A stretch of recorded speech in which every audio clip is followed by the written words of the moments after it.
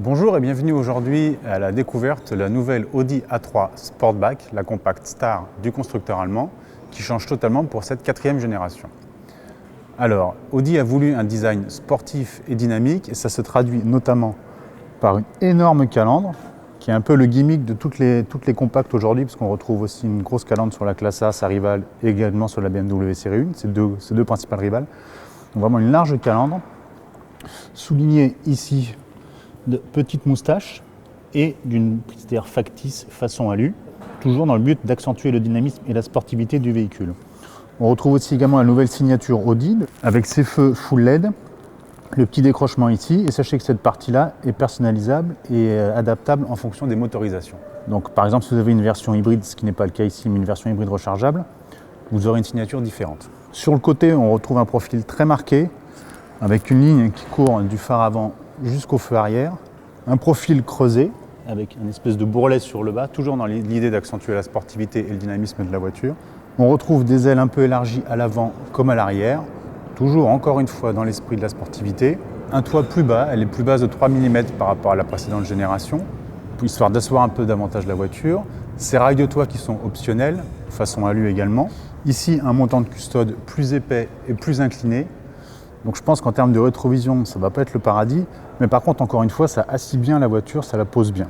Enfin, à l'arrière, on retrouve également la nouvelle signature lumineuse maison, avec des feux façon 3D, qui soulignent le haillon, et des bas de caisse bien profilés, puisque sur cette version, notamment, on ne voit même pas les échappements. Sachez que sur les versions plus sportives, les échappements seront plus apparents. En termes de gabarit, la voiture évolue peu, je vous ai dit, elle est plus basse, elle est à peine plus grande, par contre, elle est plus large, l'empattement est le même. On va voir ça à l'intérieur, mais Audi nous annonce que ça profite à l'habitabilité. Donc on va aller vérifier ça tout de suite. À bord, nous sommes bien dans une Audi. On retrouve l'ambiance et la présentation chère au dernier modèle de la marque, notamment le Q3. Alors sachez que c'est le détail amusant. Je vous rappelle que Lamborghini appartient au groupe Audi.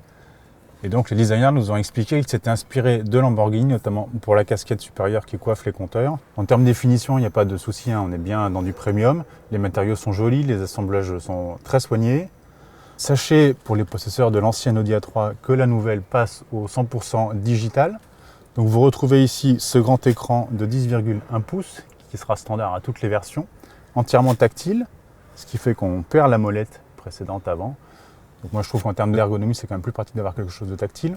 Le bloc compteur passe aussi au numérique, ça c'était déjà le cas avant, mais là on a quelque chose de plus grand. Donc de série, ce sera du 10,25 pouces. Ici on est sur une finition intermédiaire et on a un bel écran de 12,3 pouces qui permet notamment d'afficher le GPS et plein d'autres informations.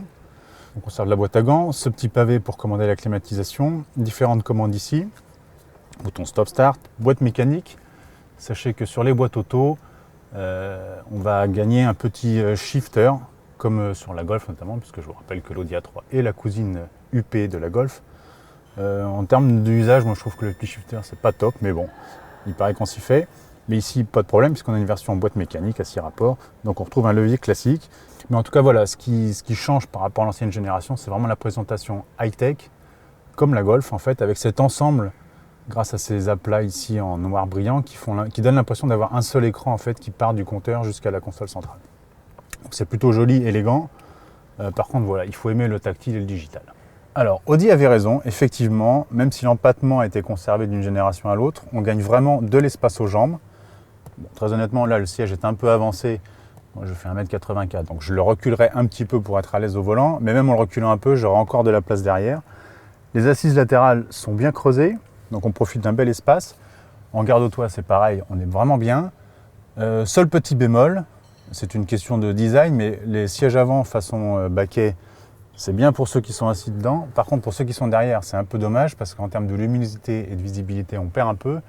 D'autant que, comme je vous l'ai dit, la voiture a perdu en hauteur également, que la surface vitrée s'est réduite. Bon, il ne faut pas être trop claustrophobe à l'arrière, mais en revanche, on gagne vraiment de la place par rapport à la génération précédente. On retrouve ici les petits aérateurs. Sur cette version intermédiaire, je vous l'ai dit, on peut régler sa climatisation, ses réglages. Des petites prises micro USB. Alors attention, je n'ai pas regardé devant, mais je pense qu'il n'y a que du micro USB, donc il faudra penser à avoir le câble adéquat. Le petit accoudoir, ça c'est un classique. Par contre, pas de trapaski sur cette version, c'est dommage. La belle sellerie qui présente très bien en Alcantara. C'est vraiment très joli, les isofix accessibles, comme ça on risque pas d'abîmer les sièges quand on installe bébé.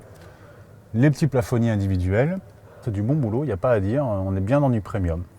Si Audi France devrait annoncer les tarifs de cette nouvelle A3 dans le courant du mois de mars, le constructeur a déjà dévoilé les prix pour l'Allemagne. Outre-Rhin, la compacte s'affichera donc à partir de 26 800 € avec le petit 3 cylindres essence de 110 chevaux. Le 4 cylindres 35 TFSI de 150 chevaux débutera lui à 28 900 €. Quant au 2 litres TDI de 116 chevaux, son prix démarrera à 29 900 €. D'autres mécaniques seront proposées par la suite, notamment une version micro-hybride du 1 litre 5 TFSI de 150 chevaux, ainsi que des versions hybrides rechargeables de 204 et 245 chevaux. Enfin, que les sportifs se rassurent, la marque a déjà confirmé les modèles S3 et RS3.